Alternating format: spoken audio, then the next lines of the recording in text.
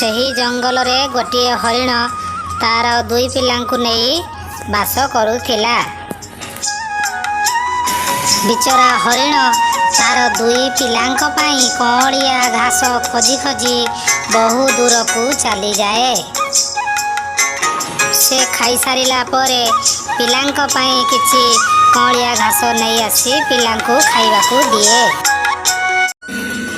ଏମିତି ପ୍ରତିଦିନ ହରିଣ ତାର ପିଲାଙ୍କ ପାଇଁ କଅଁଳିଆ ଘାସ ଖୋଜିବା ପାଇଁ ବିଭିନ୍ନ ସ୍ଥାନକୁ ଚାଲିଯାଏ ଏବଂ କଅଁଳିଆ ଘାସ ନେଇ ପିଲାଙ୍କ ପାଇଁ ଆସି ପିଲାଙ୍କୁ ଖାଇବାକୁ ଦିଏ। ଦିନେ ହରିଣଟି ଚରୁ ଚରୁ ମହାବଳ ବାଘ ତାକୁ ଦେଖିଦେଲା। ମହାବଳ ବାଘ ମନରେ ଭାରି ଖୁସି। ଆରେ ବାଃ, ଏ ଜଙ୍ଗଲରେ ଏତେ ସୁନ୍ଦର ମାଂସାଳ ହରିଣ କୁଆଡ଼ୁ ଆସିଲା? ଏ ହରିଣ ଦେଖିବାକୁ ବହୁତ ସୁନ୍ଦର ଏବଂ କୋମଳ। ଏହାର ମାଂସ କେତେ ନରମ ହୋଇନଥିବ।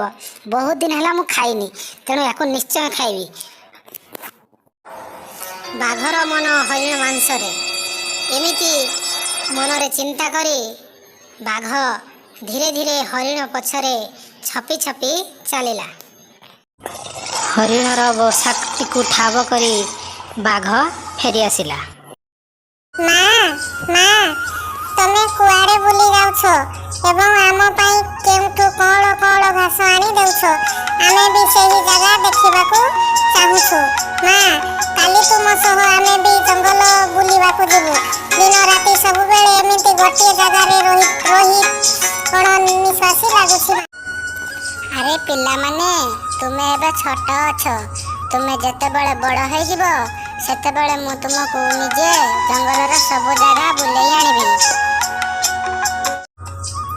ନାଇଁ ମା ନାଇଁ, ତୁମେ ସବୁଦିନ ଏମିତି କହି ଆମକୁ ଠକି ଚାଲୁଛ।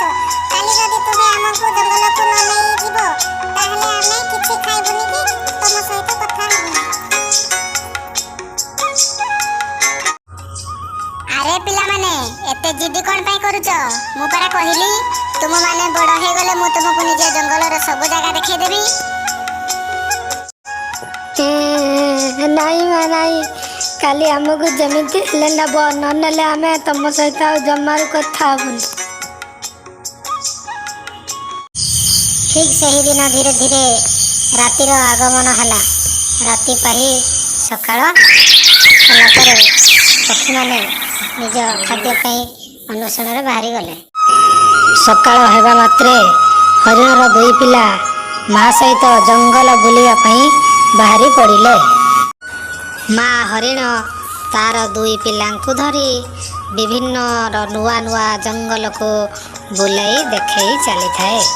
ଏମିତି କିଛି ବାଟ ଗଲା ପରେ ବାଘ ହରିଣକୁ ଦେଖିନେଲା। ଏତେ ସୁନ୍ଦର ଛନଛନିଆ ହରିଣଟା, ଆଜି ତତେ ଯେମିତି ହେଲେ ଖାଇବି। ଆଜି ତୋର ନିସ୍ତାର ନାହିଁ। ବାଘ ହରିଣ ଉପରକୁ ଝାମ୍ପ ମାରି ତାକୁ ଖାଇଗଲା।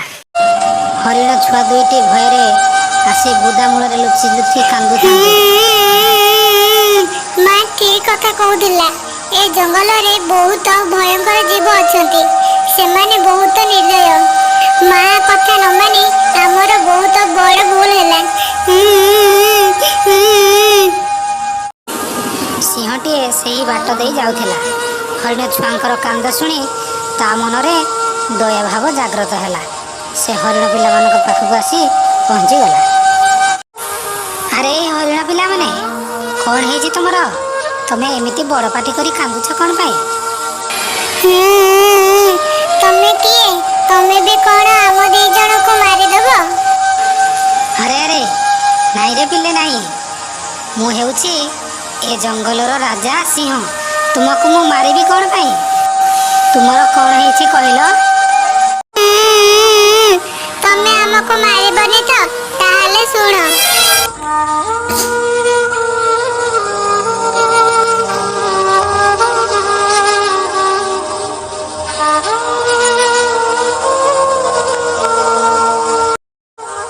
କ'ଣ କହିଲ? ସେ ବାଘର ଏତେ ସାହସ ମୋରି ଜଙ୍ଗଲ ଭିତରେ ରହି ଦିଟା ଶିଶୁଙ୍କୁ ଅନାଥ କରିଦେଇଛି। ହଉ ଠିକ୍ ଅଛି, ତମେ ଚାଲ ମୋ ସହିତ, ମୁଁ ସେ ବାଘକୁ ଉଚିତ ଶାସ୍ତି ଦେବି।